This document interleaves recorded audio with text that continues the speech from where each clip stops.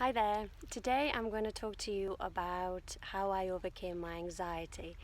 The first thing I want to tell you that you have to think of anxiety in a completely different way probably than what you have been looking at it.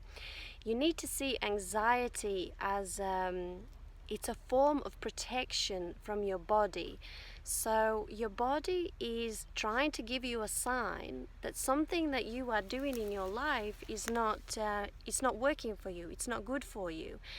And that's why anxiety initially starts off as something that happens not so often, and then it gets more and more regular, and then eventually becomes constant. And all that means is that the very thing that's triggering that anxiety is we have not dealt with it. Instead, we have ignored it. And then ultimately, when it gets unbearable, we say to ourselves, oh my God, I can't believe this is happening to me. Why is this happening to me? Why can't they just go away? And it doesn't work like that. Is that your body is continually telling you that what you're doing is not right, and it's down to you to try and find out what is it in your life that's triggering that anxiety. And that's the first and foremost thing when you're thinking about anxieties I need you to think about, and that I wish that somebody had told me a long time ago, because I looked at anxiety as a burden and as a way of trying to find a pill that would just get rid of it so that I can carry on with my life as I did. But the way I was living my life was destroying me. It was absolutely destroying me. And thank you so much to anxiety that it didn't just go away, because if it did, I wouldn't be here recording this video today. Because I always went with my head through the wall. I didn't pay attention to any of my symptoms. I had a goal and a plan in my head that I had to get through, and nothing was going to stop me. Nothing. I was so determined and ambitious, and the most important thing for me was achieving. Having a rest or having a lie-in or doing nothing at a weekend was unheard of, because I had so much to achieve. And this is why the anxiety got worse.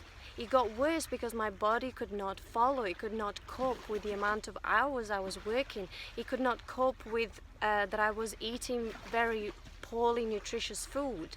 I didn't think about cooking. I didn't think about food shopping. My main goal was to get results at school, to get results at university, to get results later at work.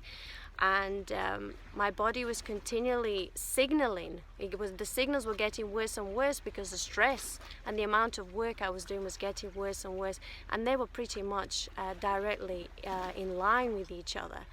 And so it was only when I started to look at an anxiety in a different way, when I started to attend alternative health seminars and workshops and talk to other people and their experiences, that I started to think about anxiety in a different way. It was just a way of my body signaling, stop, have a think, what you are doing, is this really good for you? And this is when things, this is only at this point was I able to go towards overcoming anxiety. And I think this is really the key aspect of your problem, is that you're not looking at it perhaps from this way, is that you just want to get rid of it and carry on with life as you are, and you can't. Something has to change, and that is hard.